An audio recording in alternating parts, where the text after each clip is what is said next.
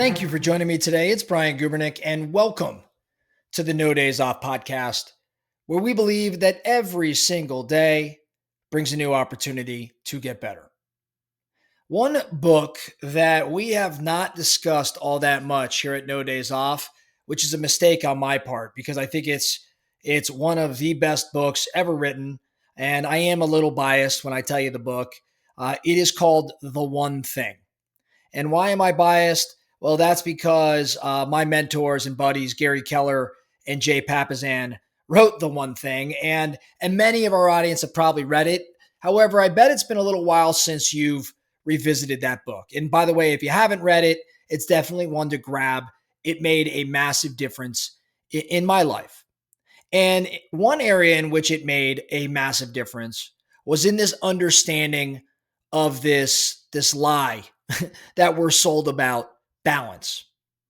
And I think this is an important topic for our No Days Off Nation because we have so many hard charging entrepreneurs that are constantly trying to figure out a way to balance all that they do in their office and work and career, as well as, thrive at home. I think people love to talk about this work-life balance idea. It is definitely one of those buzzwords that sounds almost enlightened. Like if you just manage your calendar better, you can give equal attention to everything and everything that everyone, I should say, that matters. The truth, though, as Gary and Jay say, the truth is that balance is just a myth. You can't give everything equal energy at once. And if you attempt to do this, you're probably going to end up doing everything halfway. Gary and Jay saying The One Thing, extraordinary results required focused imbalance. Extraordinary results require focused imbalance. In other words, you can't build something meaningful without leaning hard into it for a period of time. But that doesn't mean neglect.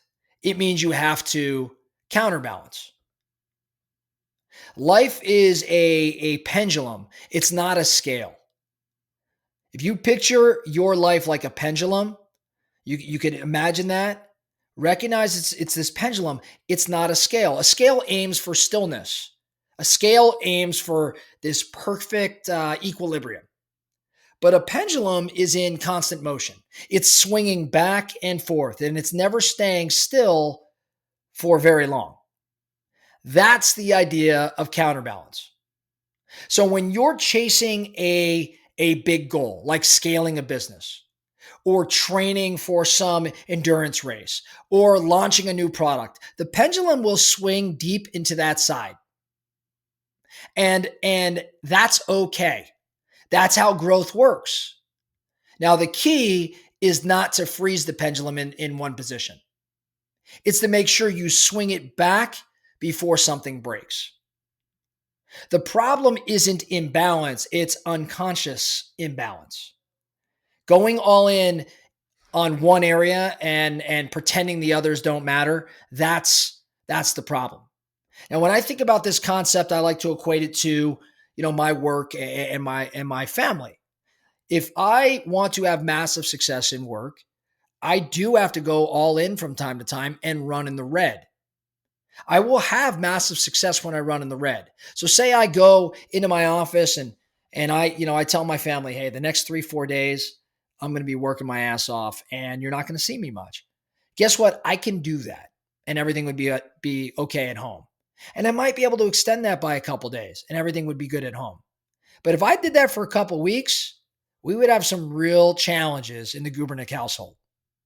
Now, same goes on the other side of that pendulum, right? As it swings to life. I can go away with my family for vacation, which is the ultimate family time where I'm all in with them. And I could do that for a week. I could even maybe do it for 2 weeks. But when I start getting right now at this season of my life in career, when I start getting into kind of week 3 or 4, guess what? I'm running in the red for too long on the life side and things start happening negatively on the business side. Now I'm having massive family success, but I stayed in the red for too long. So the idea here isn't to look for stillness. Instead, it's to swing the pendulum and just know the timing and be conscious around this imbalance. When I was early in my career, again, I thought success meant giving equal time to everything.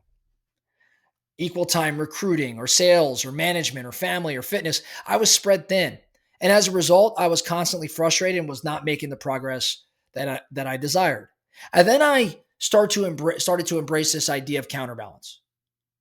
If we were in some sort of growth sprint at work, be it new clients or new partnership launches or whatever it may be, I knew my pendulum was going to swing deep into work.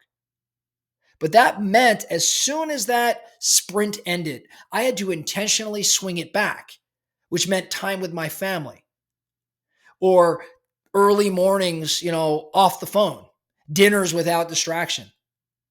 That was an awareness exercise. That wasn't guilt. That shift wasn't guilt. It was awareness. In health, I talk around these ultra races. Well, when I train for some of these ultra races, everything in my life starts to bend around that race, sometimes for weeks and months. My sleep, my nutrition, my travel. But the second that race ends, I counterbalance to the best of my ability, meaning I have to recover. I have to start kind of lifting weights a little bit more instead of running all the time. I've got to eat without necessarily counting everything or watching everything go into my mouth. I give energy back to the parts of my life that waited while I chased that race, while I chased that mountain. And that's how I believe I'm able to sustain some degree of performance. If I ran in the red for too long on one side or the other, my training and my performance would suffer. Gary and Jay make a really astute or brilliant distinction with respect to time. They say you counterbalance differently in work and in life. In other words, work can handle these long stretches of imbalance. You can focus for weeks or months on a big project and the business isn't going to collapse. But in your personal life, imbalance has got to be corrected quickly. Your kids, your spouse, your health, it can't wait months for attention. So the rhythm may look like long swings for work and then short, frequent swings for life. I think if you ignore that rhythm, you're going to end up paying the price.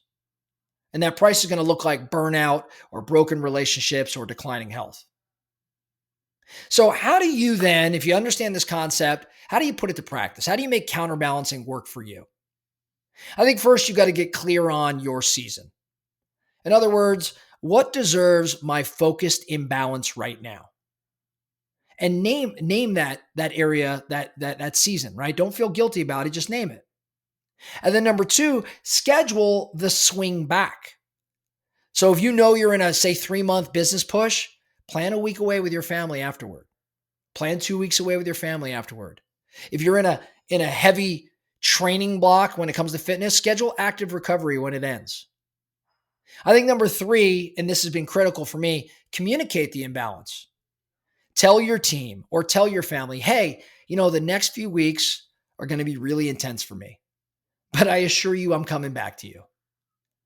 I know those aren't the easiest conversations all the time, but it's necessary because that clarity is going to reduce the resentment and it builds trust.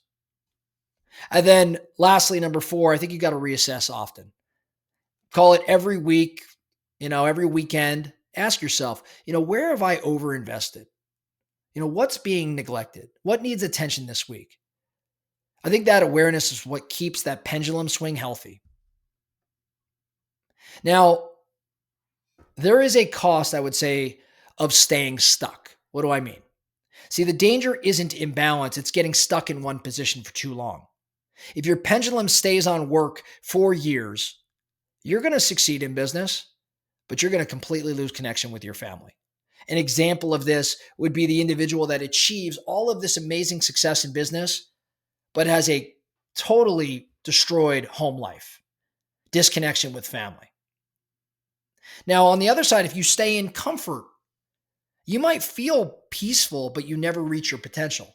So counterbalancing is how you make sure progress in one area doesn't end up destroying the others. You are not trying to live in the middle because the middle is where nothing ever is going to happen for you. You're trying to live with awareness. So as we wrap up, I want you to recognize again that you'll never be in perfect balance. And by the way, you shouldn't want to be.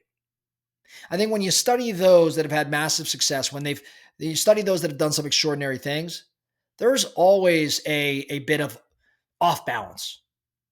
The difference is most of them know it, they own it, and they counterbalance intentionally. So in summary, don't chase balance, chase awareness, because this idea around no days off isn't about a constant grind, it's about constant intention and constant awareness. So I would ask myself as my action item this week, ask these questions. What's been getting too much of my time and energy lately? What's been neglected? And then lastly, how can I counterbalance this week, even in the smallest way? Maybe it's a call to your parents, or maybe it's a workout you've skipped, or maybe it's an afternoon with your kids, or maybe it's just finally protecting a block of deep work time. Just swing that pendulum with purpose. And I think that's how you sustain greatness without losing yourself along the way. That's all I have for you today, the No Days Off podcast. Thank you so much for listening. And remember, every single day brings a new opportunity to get better. So let's get after it.